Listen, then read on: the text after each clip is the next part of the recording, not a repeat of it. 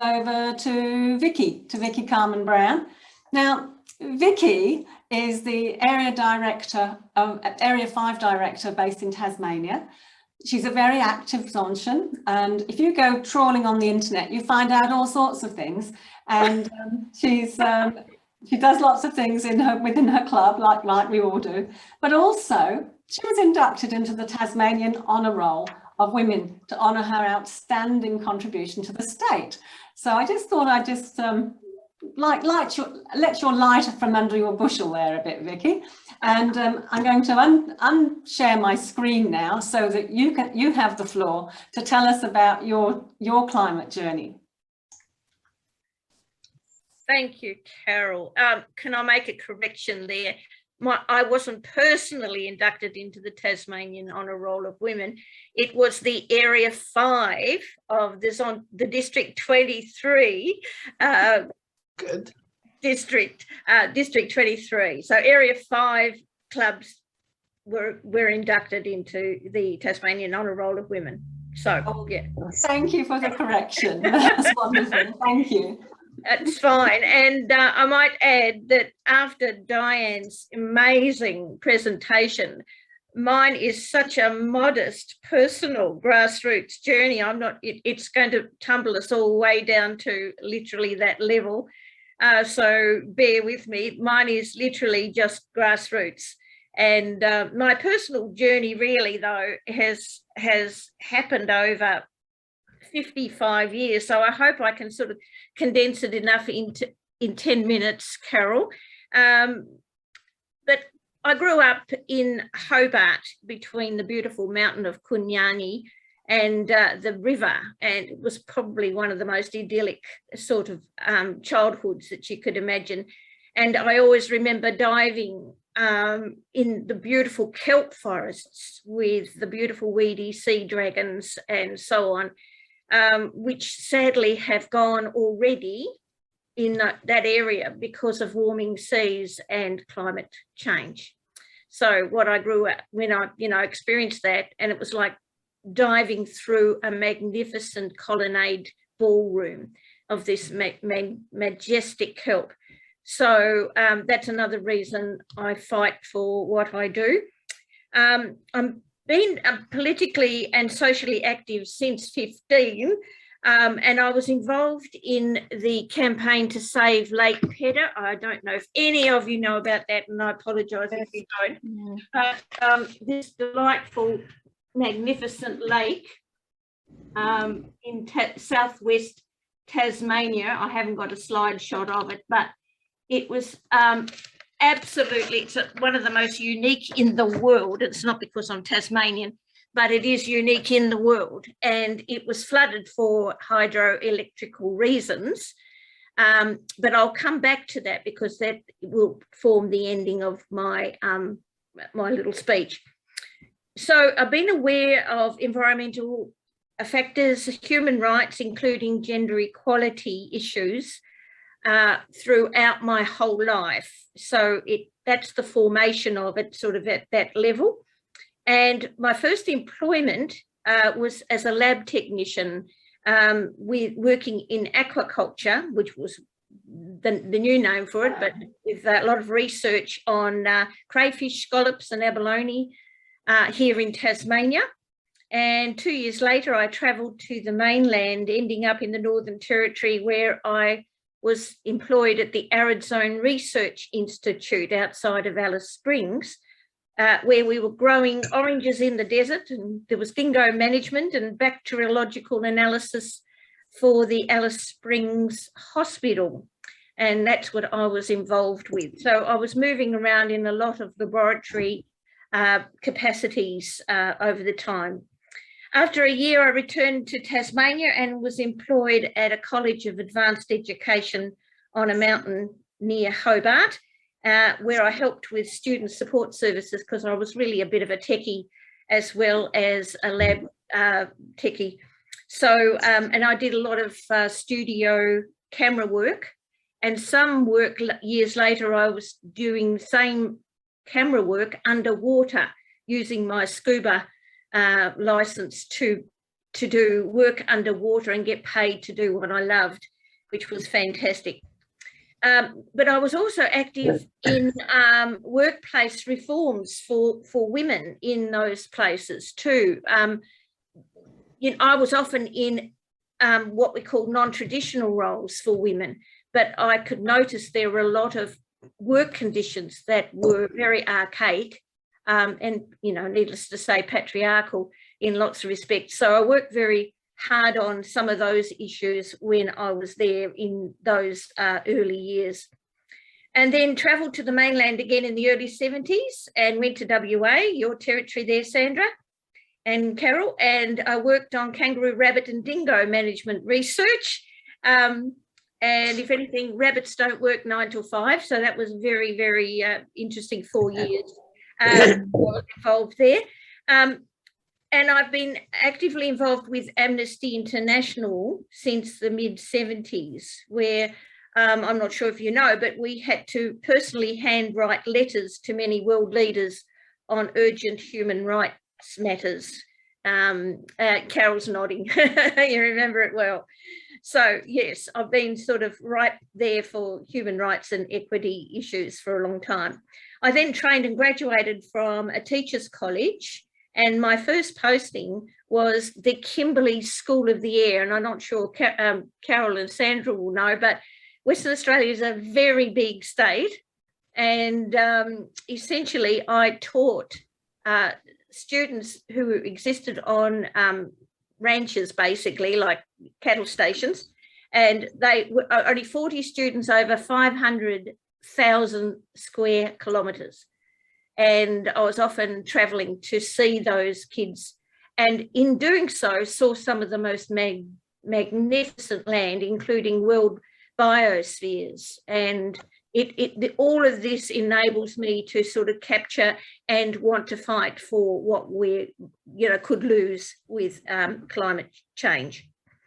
And I taught at a district high school involving Indigenous children, and spent many times going bush with Aboriginal elders and their families in remote areas of the Kimberley, learning about country. So then I returned to Perth, so bear with me, this is a long journey, where I was a science coordinator across the grades at the school I taught in Perth, and I devised programs that address gender stereotyping. For instance, I did Lego Technics programs across the school for girls because they were not engaged in that, but in a scientific and technical sense, I employed the Lego Technics across the school to sort of counter some of those equity issues. I also had a tinkering box, which it was a positive reinforcement strategy, which countered gender stereotyping using beautiful, wonderful scientific gizmos and whatever that reflected a science principle or operation, and also just rewarding that kind of independent learning and turning around gender stereotyping. And then in 1988, I joined the Gender Equity Unit of the Social Justice Branch of the Education Department.